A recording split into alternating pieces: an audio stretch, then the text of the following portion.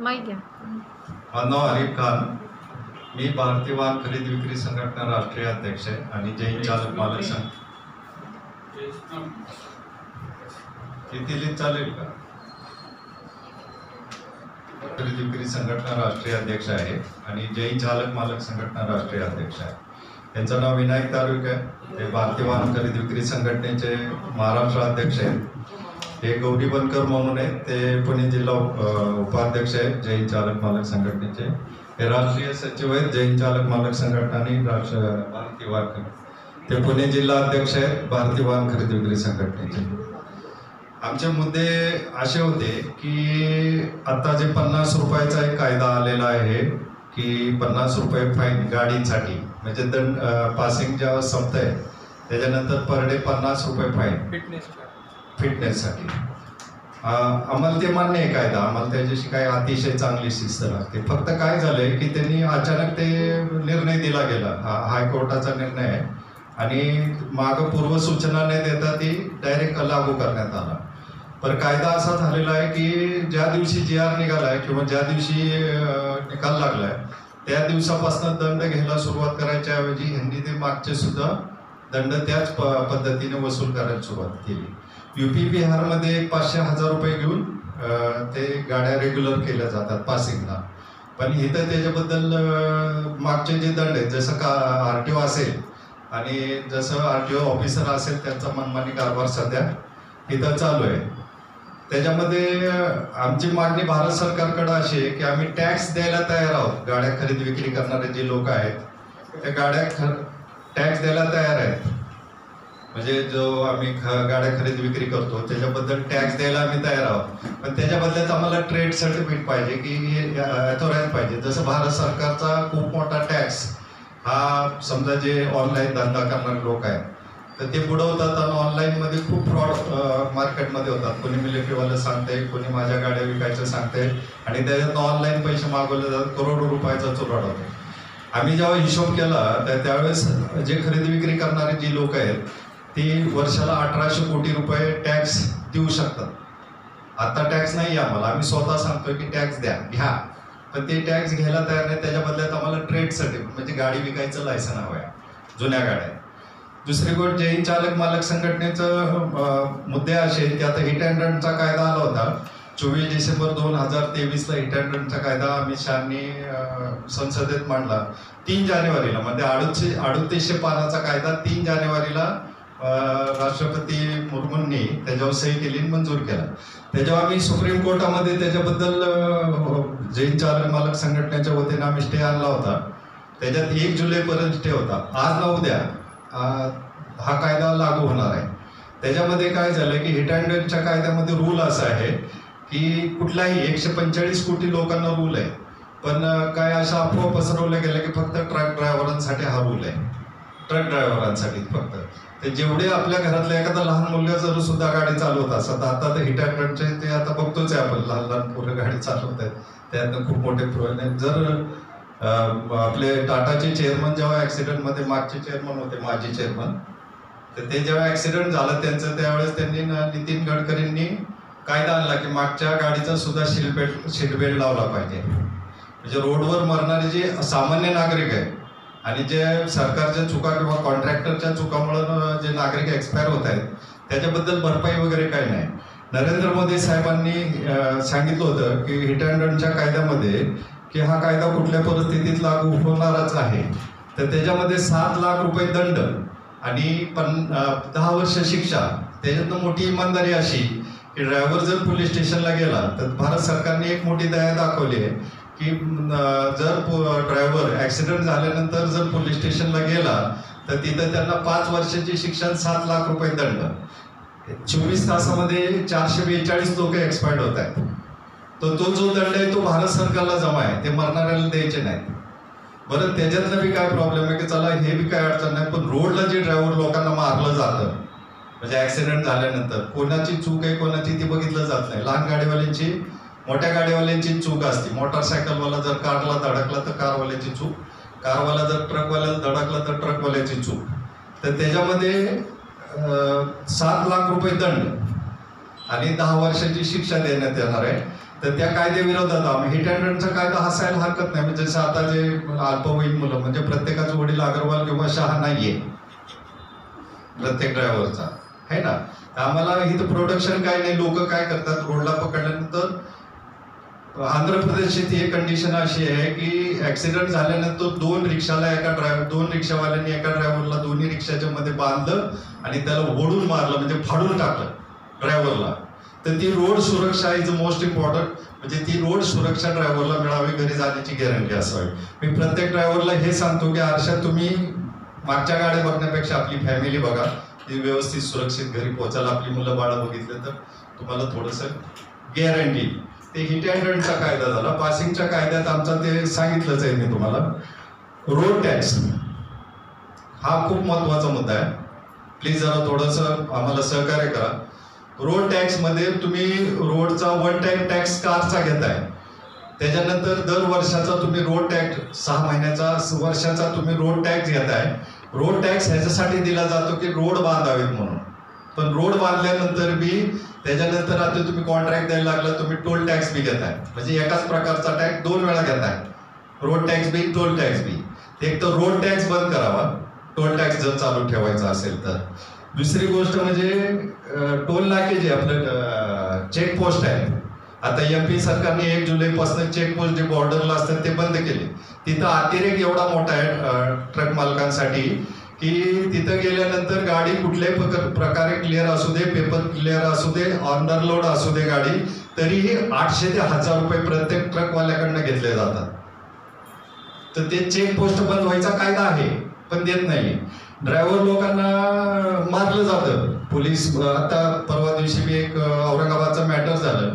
एक ड्रायव्हर फक्त चावी देत नव्हता पोलिसाला म्हणून अतिशय बेरहमीपणे त्या ड्रायव्हरला मारलं गेलं रोडवर. आता मागच्या आठवड्यातली गोष्ट, माझ्याजवळ त्याची क्लिप आहे.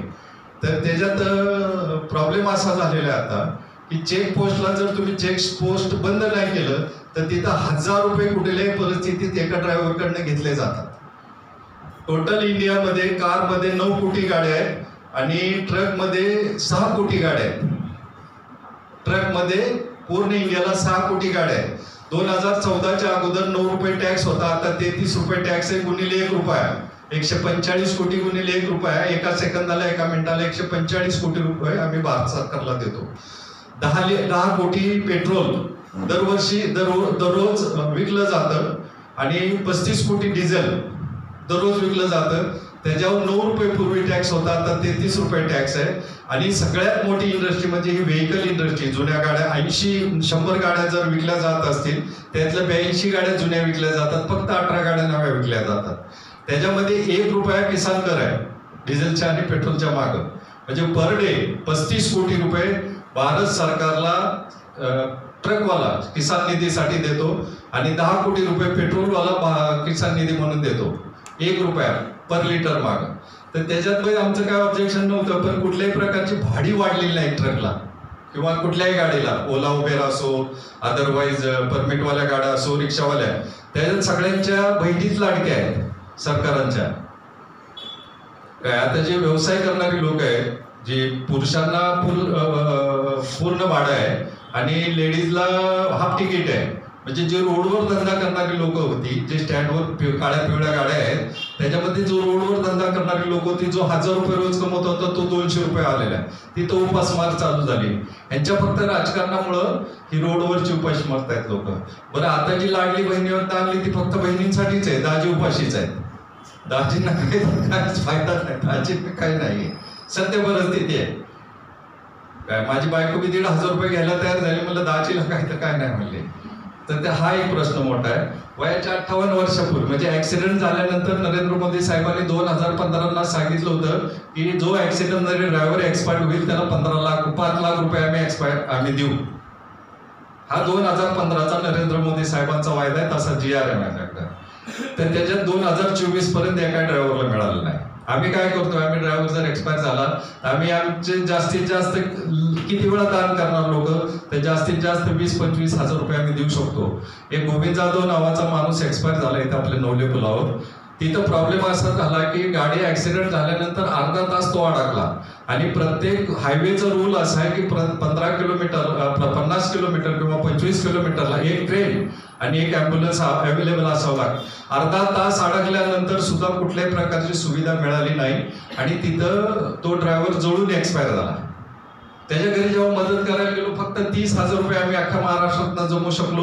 थोरली मुलगी पहिलीला आणि धाकटं पोरग जे ते एका महिन्याचा मध्ये 2 मुली, म्हणजे पहिली मुलगी पहिलीला आणि मधलं लास्टचा मुलगा 1 महिन्यात, त्याच्यामध्ये 4 मुलं होती. त्याला 20,000 रुपये त्या काय करणार ती लेडी.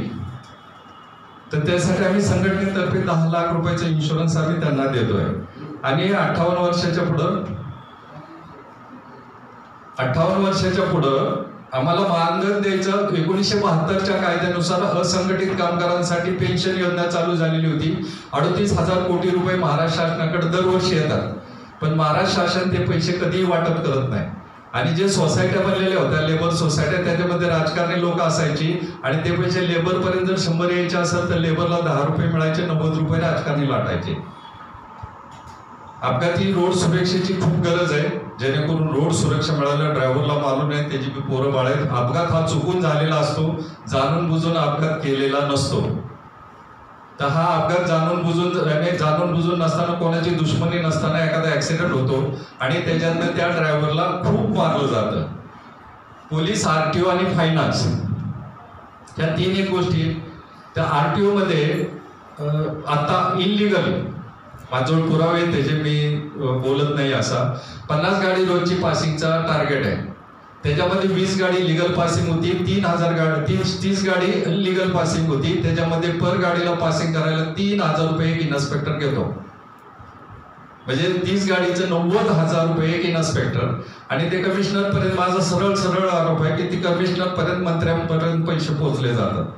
चेक पोस्ट कुठल्याही परिस्थितीत बंद करावा असं आमचं म्हणणं आहे. आणि सगळ्यात महत्वाचा मुद्दा असा आहे की ट्रक किंवा गाडी मालक, चालक, ट्रक म्हणूनच नाही, प्रत्येक गाडी मालक आणि चालक ह्याच्यासाठी एक स्पेशल आयोग नेमावा की जेणेकरून आम्हाला जसं महिला आयोग आहे त्यांची कंप्लेंट, महिलांची कंप्लेंट पोलिसांनी किंवा कोर्टात घेतली गेली नाही तर तिथं आयोगापाशी पोहोच करता येईल आम्हाला. जसं आरटीओ, फायनान्स आणि पोलीस हे जसं त्रास देतात तर आमची कंप्लेंट आयोगापर्यंत पोहोचावी आणि त्याच्यातनं सुनावणी करण्यात यावी. प्रत्येक माणूस कोर्टात जाऊ शकत नाही. आता एक निकाल लागला तसा,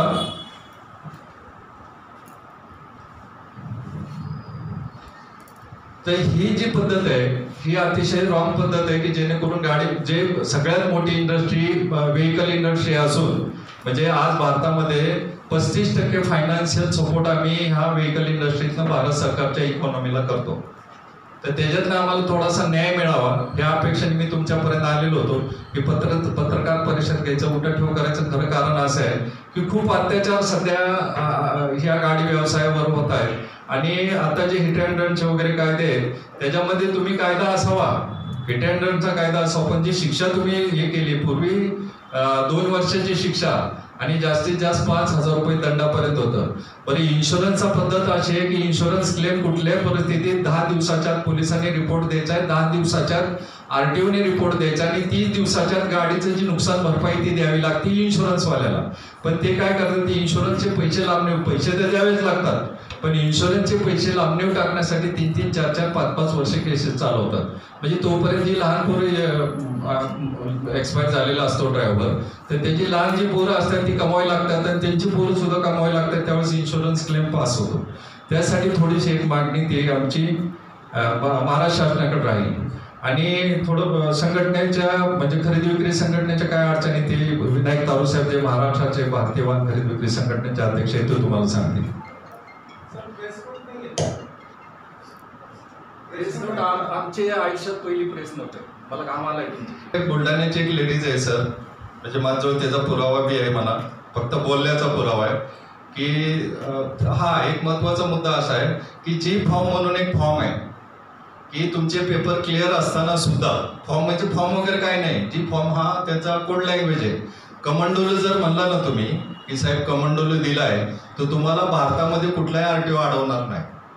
कमांडोलो म्हणजे तुमचा हप्ता पेड झालाय, ही कोड लँग्वेज आहे. कारण माझ्या आरटीओचे मित्र आहेत चांगले. इव्हन भीमा नवार जे आहेत कमिशनर, त्यांच्याशी सुद्धा माझा डायरेक्ट कॉन्टॅक्ट आहे. तर कमांडोला जर दिला चेकपोस्टचा जर त्याचा पुरावा नाही आहे माझ्याजवळ, पण माझ्या देखत पैसे दिले गेले. चेकपोस्टला जर तुम्हाला चेकपोस्ट 1 महिन्यासाठी घ्यायचा असेल तर 5 इन्स्पेक्टर मिळून चेकपोस्ट घेतात. त्याच्या एका इन्स्पेक्टरचा 5 लाख रुपये त्याला द्यावे लागतात. आणि ज्या दिवशी आता आमचा एक मित्र आहे सांगितलं की 70,000 रुपये एका दिवसात त्याच्या वाट्याला आले, त्यांनी म्हणला धंदा कमी झालाय आज. साक्षीला आहे, असा प्रकार आहे. आरटीओ कडनं जे त्रास होतो ते एजंट मार्फत पासिंगसाठी होतं ते का? हा तो प्रकार बेकायदेशीर आहे. पण ते एजंट मार्फत प्रकार आहे तो का? कायद्यात बेकायदेशीर आहे. त्यांचा असा प्रकार आहे की आता जी फॉर्म बद्दल सांगितलं तर ते एका इन्स्पेक्टरच्या सहीला एजंट थ्रू 200 रुपये घेतले जातात. कायदेशीर 1,500 रुपये जर खर्च येत असेल, पावती जर 1,500 रुपयाची असेल तर तुमच्याकडनं एजंट 5,000 रुपये घेतो. तुम्ही स्वतः अनुभव घेऊ शकता. तुम्हाला लायसन जर काढायचं आहे तर त्याच्यात माझ्या मुलीचं मागच्या आठवड्यात मी कारचं लायसन काढलं, 800 रुपयात झालं. आणि एजंटला जर पैसे द्यायचे असेल तर 1,500 रुपये. माझं म्हणणं ते नाही त्यांनी जगावं, पण साहेब लोकांपर्यंत आपली लोक पोहोचत नाहीत. त्यामुळे ही लोक खालची, आणि साहेबांच्या नावावर बिल फाडलं जातं की साहेबांनी सही केली नाही, 1,000 रुपये द्यायचे होते. अर्थात साहेबांनी सही केलेली असती, पण एजंट लोक ती मध्ये लुटली जातात.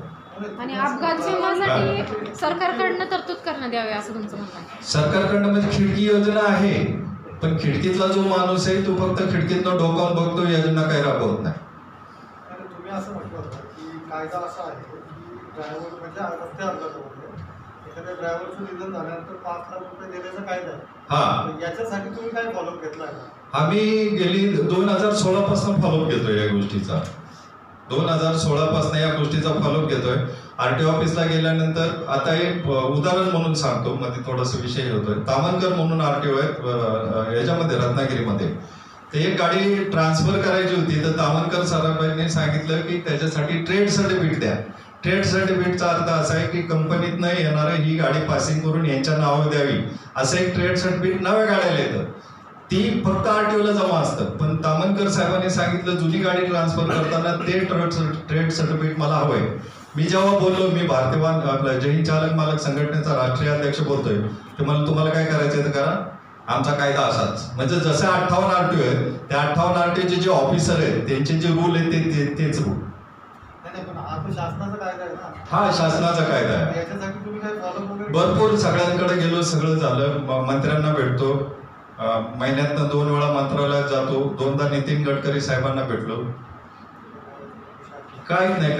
तुम्ही इतके ओपनली आरोप करताय सर मला ते मी जेव्हा स्टडी ईडी आणि अँटी करप्शन वगैरे नाही सगळे ते मी अँटी करप्शन वाल्याला मी बारामती आरटीओची कंप्लेंट केली होती. तर माझ्या अगोदर बारामती आरटीओ वाल्यांनी सगळं साफसूफ करून घेतलं होतं. एजंट सगळे गायब झाले. तर तुम्ही अँटी करप्शन वाल्यांवरच अँटी करप्शन वाले बसवायला लागतील, आणि त्याच्यातनं पत्रकार वगैरे जर साथ दिली तर अतिशय खूप सुंदर. तुम्ही जर मला फॉलोअप केलं किंवा तुम्ही जर मला फोन केला तर मी तुम्हाला स्टिंग ऑपरेशन म्हणतात ना तसं करून देईल. तुम्ही असं म्हटलं की रोड कर बंद करण्याला, टोल नाका वगैरे बंद करणार. हा रोड रोड टॅक्स. हा नितीन गडकरींनी क्लिअर सांगितलंय, मी सुद्धा त्यांना त्या वक्तीत भेटलो होतो 2 वेळा, त्यावर ते क्लिअर सांगितलं टोल नाके बंद होणार. I will agree. रस्ते पाहिजे तर टोल नाका, आणि नाही, टॅक्स जर म्हणता हा. ते तुमच्या शासनाला जातात, म्हणजे तुमच्या राज्याच्या आलं. अच्छा. आणि तुम्ही टोल नाके जर म्हणतात ते आम्ही रस्ते बांधणीसाठी घेतो. त्यांनी मला क्लिअरली उत्तर बरं एक भेटलो. मी पर्सनली नाहीये तुमच्या बरोबर, पण तरी एक प्रश्न विचारतो साहेब. पीयूसी तुमच्याकडे जर गाडी असेल तर तुम्ही पीयूसी भरता, हा तुम्ही पर्यावरण कर भरता. कमर्शियल गाडीवाले सांगतो, तुम्ही पीयूसी भरता, पर्यावरण कर भरता, ग्रीन टॅक्स भरता. साहेब हे तिघांचं काय मतलब हो? त्याचा तिघाचा काय अर्थ आहे? एकच आहे ना. पीयूसीचे 100 रुपये साहेब, पर्यावरण करायचे 1,500 रुपये, आणि ग्रीन टॅक्सचे 1,500, 3,100 रुपये गुणिले 6 कोटी गाड्या. ठीक आहे, इथपर्यंत मान्य आहे, ते बी मान्य आहे मला. पण मला एक गोष्ट सांगा साहेब, पैसे भरले की पर्यावरण ओके का? पर्यावरण बिघडत नाही का पैसे भरले? दूरच मारत नाही का गाडी 1,500 रुपये दिल्या? गाडी दूर मारत नाही साहेब. पैसे 15 वर्षाच्या गाडीचं तुटायचा रूल आला, त्याच्यानंतर लोकसभेची निवडणूक लागल्यामुळे त्यांनी तो कायदा पुढे ढकलला. 1,80,00,000 लोक एका दिवसात महाराष्ट्रात फक्त रोडवर येतात. 22 कोटी ड्रायव्हर लायसन आहेत पूर्ण भारतामध्ये. 22 कोटीचं लायसन आहे, त्याच्यातले 2 कोटी लोक ड्रायव्हर महाराष्ट्रात आहेत. 22 कोटी लायसन धारक, म्हणजे तुम्ही तुमच्याजवळ जर लायसन असेल तर तुम्ही सुद्धा त्या 22 कोटीमध्ये आहात. तर 22 कोटी लायसन असणाऱ्या देशामध्ये महाराष्ट्रामध्ये 2 कोटी ड्रायव्हर आहेत. गाड्या जर 15 वर्षाच्या तोडल्या तर त्याच्यात 1,80,00,000 लोक एका दिवसात रोडवर येत आहेत. एक गाडी कमीत कमी 5 जणांचं घर पोचते. ड्रायव्हर, किन्नर, हमाल, गाडी माल भरणारा आणि रोडच्या चहाच्या गाड्यावाला. 10 रुपये जिथं चहा पितो तिथं 2 रुपये दुधाचे, 2 रुपये साखरेचे, 2 रुपये चहापत्तीचे. पाण्याचे पैसे जे जार म्हणतात ना त्याला 30 रुपये वेगळे. 10 रुपयात किती जणांची फॅमिली चालते? 4 जणांची. मग एका ट्रकवर किती जणांच्या फॅमिलीला चालतात? थोडंसं विचार करा.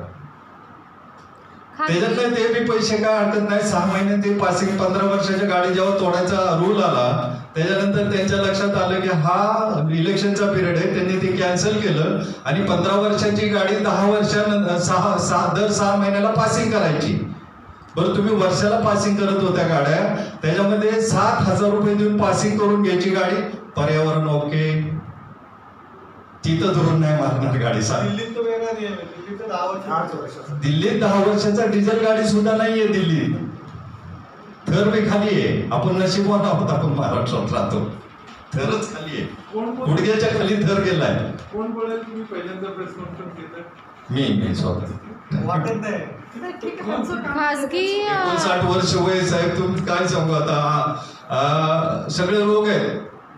देवाने 3 वेळा मला तुझी पापं फिटली नाही म्हणून 3 अटॅक मध्ये खाली पाठवलं आणि ड्रायव्हर चालक मालकांसाठी लढतोय. कुठे बी जातो 2-2 दिवस थांबतो. याच्यावरती उच्च न्यायालयात दाद वगैरे मागितली. आता काय झालंय साहेब, बरं का खरं सांगतो, आता हे हायकोर्टाने निर्णय दिलाय 50 रुपयाचा. साहेब, मी परवा दिवशी एक गाडी, माझा खरेदी विक्रीचा व्यवसाय आहे. 2014ची आयशर 11 गाडी घ्यायला गेलो. त्याचा नवरा एक्सपायर झालेला होता ते बिचारीचा. तर तिथे गेल्यानंतर 18 पासून पेपर नाही साहेब. गाडीचं 6 लाख रुपये दंड आणि टॅक्स आहे आणि गाडीची किंमत आहे 5 लाख रुपये.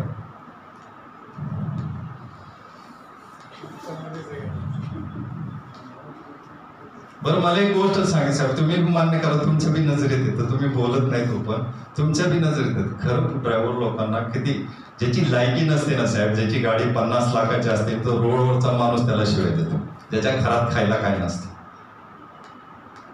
बरं, तुम्ही बी अनुभव. एक ड्रायव्हरने मग तुमच्यात सगळे कोण गाडी चालवत असेल ना, त्याने हात वर करून सांगायचं की मी शिवी खाल्ली नाही. किती बी माझ्या वयाचा असू दे, 60 वर्षाचा असू दे. ते काका बसले, माझे काका नाही म्हणाले, मित्र म्हणायला हरकत नाही, माझं वय 60 आहे. तर एक माणूस दाखवायचा ज्यांनी गाडी चालवली, एक स्कूटी चालवली, त्यांनी सांगायचं की मी आयुष्यात शिवीच खाल्ली नाही कोणाची. ज्याची लायकी नसती तो सुद्धा तुम्हाला आईमाईवरनं शिवाय देतो रोडनी. आणि ती रगीलता आता सर्रास वाढलेली आहे. तुमचं ते वय जर तुमचं सिटीत राहणार असाल, वय जर तुमचं 60 असेल तर निम्म आयुष्य तर तुम्ही सिग्नलच काढताय 30 वर्ष. खाजगी वाहतूक करणाऱ्यांना परमिशन देण्यात यावी, म्हणजे काय तुमचं म्हणणं आहे? ते हप्ते जे घेतले जातात त्याच्या संदर्भात आहे का रितसर परवानगी? आता पुण्याचे जे आयुक्त आहेत त्यांनी एक परवा दिवशी स्टेटमेंट दिलं, तसे ऑल पेपर नाही दिलं, फक्त ह्याच्यावर दिलं की जर पोलीस पैसे घेत असतील तर त्याच्यावर खंडणीचा गुन्हा दाखल केला जाईल. आता निलंबनाची जी कारवाई होती, आता खंडणीचा गुन्हा दाखल करायला गेल्यानंतर तुम्हाला माहिती पोलीस लोकांची साथ देतात. पोलीस गाडी असती, पोलिसाची गाडी असती खाजगी, त्याच्यावर पोलीस लिहिलेलं असतं. त्यांनी सीट बेल्ट नाही लावला तरी अडवत नाही, त्याला जाऊ दिले जातं. आणि तुमची गाडी असेल आणि तुम्ही सीट बेल्ट नाही लावलं तर तुम्हाला 1000 रुपये दंड, हा 500 रुपये दंड होतोच. ते एक पद्धत झालेली आहे. काय आता मला परवा दिवशी गाडी अडवली, माझ्याजवळ लायसन नव्हतं, गाडी चुकून घरी राहिलेली होती. माझ्या गाडीवर जैन चालक मालक संघटनेचं स्टिकर आहे. मी रुबाबात उतरलो, ते स्टिकर वाचता करा मला, साहेब मला जाऊ द्या. खंडाळा घाटात, बरं घाटात गाडी उभी करून रोड गाडी अडवायची नाहीये, हा कायदा आहे. ट्रक अडवतोय तो, घाटात जिथं चढ आहे तिथं वर उभा राहिलाय पोलीस, पुणे शाखेचे पोलीस होते. मी उतरलो, म्हणलं तुमचा रूल आहे का, हा कायदा आहे का इथं उभं राहायचा, तुम्ही सपाटीला उभं राहायचं, इथं का उभं राहिला घाटात? त्यांनी ते बोर्ड वाचला, साहेब तुम्ही जाऊ द्या मला.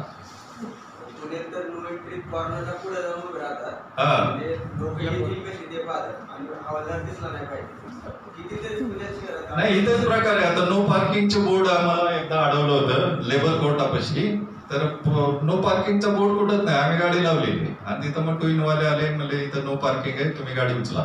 म्हणजे गाडी उचलायला लावले, दंड द्या. म्हणजे साहेब बोर्ड दाखवा. मग त्यांनी ते झाडाच्या पलीकडे बघा म्हणले तिथं बोर्ड आहे. लोकांचं अवेअरनेस नाही आहे ना, काय खरंच काय रूल्स आहेत का, काय चाललंय. मॅडम, पोलिसांनी जर कायदा पाळला ना तर बाकी जनतेला काही घेणं देणं नाही. बाकी जनता ऑटोमॅटिक चांगलं होईल. तुम्हाला तिथं जर चिरीमिळी मिळत असेल, आता तुम्हाला ऑनलाईनचं फ्रॉड सांगतो की ऑनलाईन तुमच्याकडे एक पांढरं मशीन असतं ऑनलाईनचं दंड करायचं. त्याच कायदा असा आहे की त्याच मशीनने तुम्ही दंड मारायचा आहे.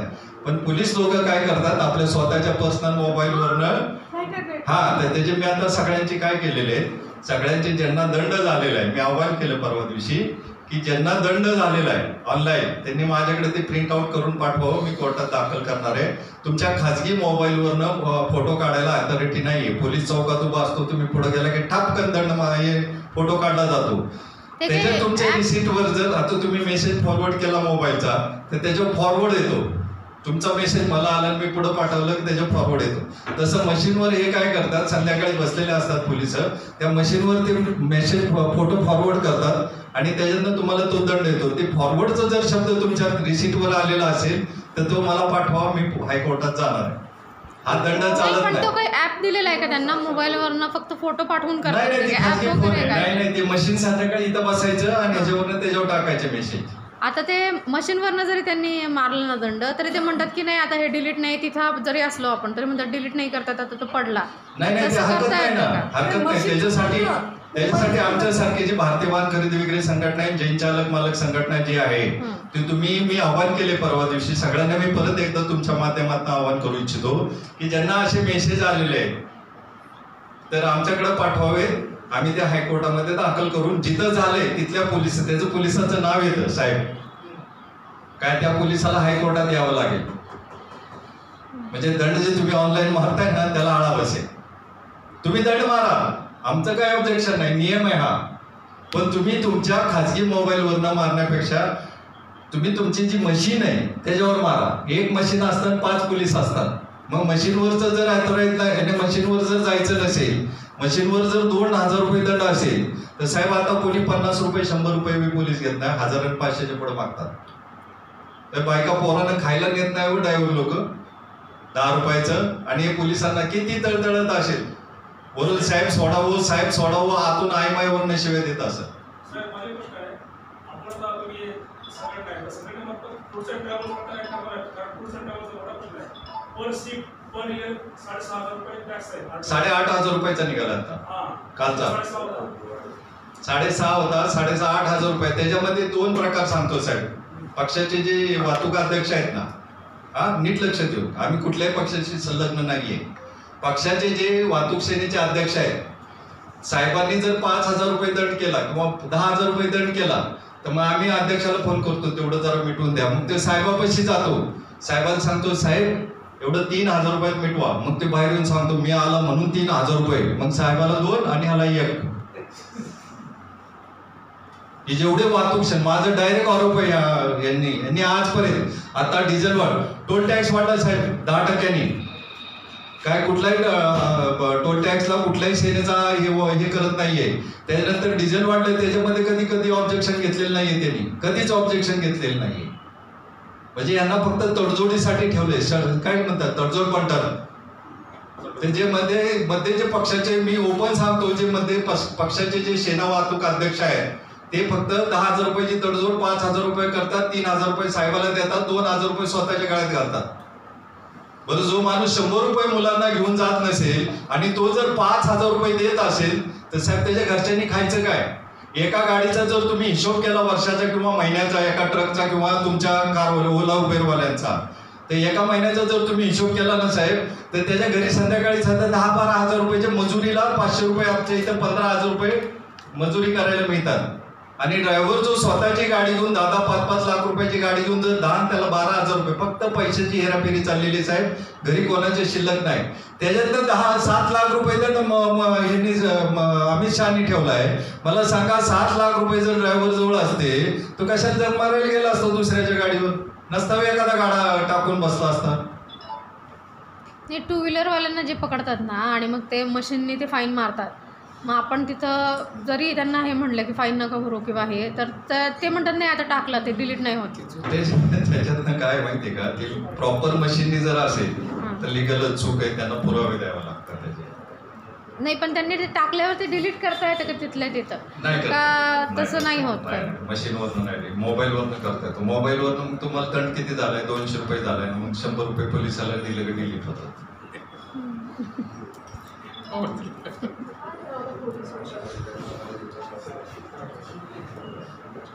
एक थोडं हे बोलताय जरा, बोला की. नमस्कार, मी विनायक तारू, भारतीय वाहन खरेदी विक्री संघटनेचा महाराष्ट्र राज्याचा अध्यक्ष आहे. साहेब, आता जसं आरिफ खान साहेबांनी सांगितले आणि जसं मॅडमने विचारलं की 2 व्हीलरवर झालेला फाईन किंवा त्याच्यावरती काही कारवाई होते किंवा डिलीट करता येतं का, तर साधारणतः आपल्या ॲपवरती मेसेज पाठवून अशा प्रकारची पावती पाठवली जाते. एक तडजोड शुल्क किंवा तुम्हाला लोक अदालतमध्ये यावं लागेल, तुमच्या नावाने नोटीस काढली जाते. हा लिगल फॉर्मॅट आहे. पण याच्यावरती आणखी एक गोष्ट अशी असते की त्याच्यामध्ये एक ऑप्शन आहे की तुम्ही खरंच नियम तोडला आहे का, त्याचं व्हिज्युअल असतं. ते व्हिज्युअल तुमच्यापर्यंत पोहोचवलं जातं. जर ते क्लिअर आउट असेल तर तुम्ही फाईन भरायचा. तो सुद्धा फाईन तुम्ही तिथं भरला तर जी काही अमाऊंट आहे तेवढी भरावी लागते आणि त्यांची तडजोड शाखा वेगळी आहे. जर तिथं जाऊन भरला तर तो 50% सेटल केला जातो. हा एक प्रकार आहे. पण याच्यामध्ये सगळ्यात जास्त दोषयुक्त वातावरण कधी तयार होतं की ज्यावेळेस आज मूड बनला तर मी फोटो काढला, असे बरेच आहेत. म्हणजे त्यांना जसं आज आपण इथं बसलो काहीतरी टार्गेट अचीव्ह करण्याच्या उद्देशाने बसलेलो असतो, त्यांच्या मागं ते घरातून निघाल्यानंतर पोलीस स्टेशनला साईन आऊट करून बाहेर येतात. ज्यावेळेस साईन करून बाहेर येतात त्यावेळेस त्यांना दिवसाचं टार्गेट दिलेलं असतं की आज तू एवढं केलं पाहिजे. हे प्रत्येक महसूल अधिकाऱ्याचं टार्गेट असल्यासारखं टार्गेट आहे. एक प्रकारचा महसूलच आहे.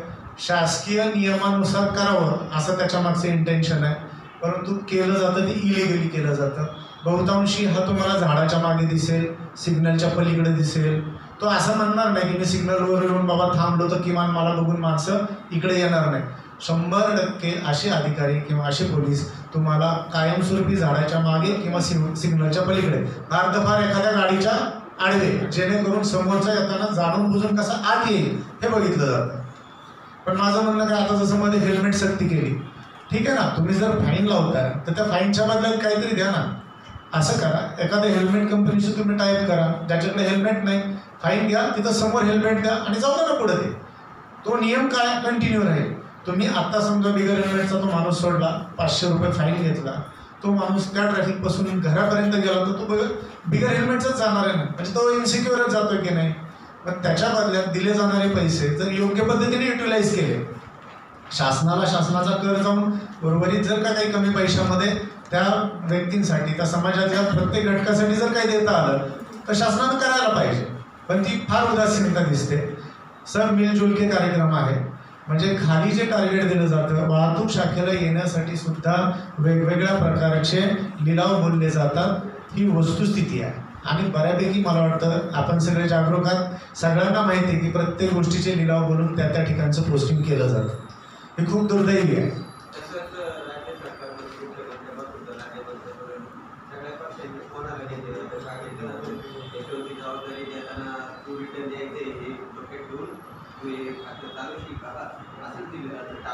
अगदी मान्य आहे. कसं आहे पत्रकार साहेब की राज्य शासनामध्ये येण्यासाठी जर तुम्ही समाजसेवक म्हणून येत असाल, मी लोकशाहीचा आधारस्तंभ म्हणून मी जर समाजासाठी म्हणून येतोय तर मला अपेक्षा नको आहे. मला पगार असावा इथपर्यंत ठीक आहे किंवा मी तेवढा वेळ देतोय, मला त्यातून काहीतरी युटिलाइज व्हावं. पण इथं करोडो रुपये खर्च करून मी जर एखादी निवडणूक लढवतोय तर त्याच्या मागून त्यांचा हव्यास असा असतो की मी किती वर पडून खाऊ शकतो. मग तो अगदी खाली शिपायापासून ते मंत्र्यांपर्यंत या सगळ्या गोष्टी सगळ्या मार्गाने चालत असतात. हे ओपनली सगळे बोलतात, फक्त ते कुठं छापून येत नाही, हे दुर्दैव.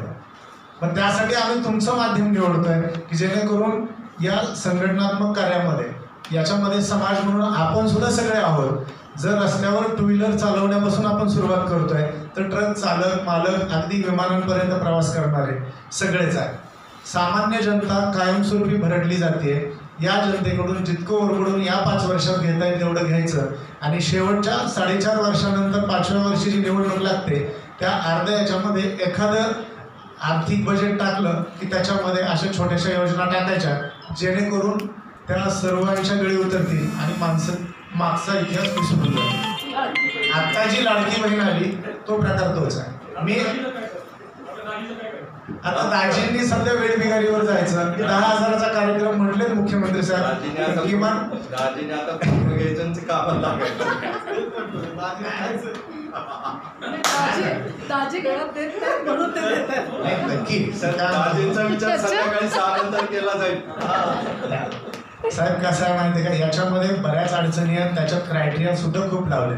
एवढी चाळण केली होती की पहिला जो फॉर्म आला त्याच्यामध्ये कुठलीही महिला सहजासहजी बसू शकत नव्हती. अतिशय सामान्य कुटुंबातली ती व्यक्ती बसू शकत होती, याच्या पुढची बसू शकत नव्हती. पण परिस्थितीचा फायदा घेत घेत मला आजही अशी वाईट अवस्था आहे की 100 एकरवाला बागायतदार सुद्धा पिवळी रेशन कार्ड घेऊन फिरणारी आहे. म्हणजे जे शासकीय योजनेचे खरंच लाभ घेतात ना ते खरोखरच लाभार्थी आहेत का नाही या गोष्टीपर्यंत आपल्याला जावं लागतं. शासन सगळ्या त्या पद्धतीनं ओरबडून खात आहे. सर्वसामान्यांचा विकास व्हायसाठी काही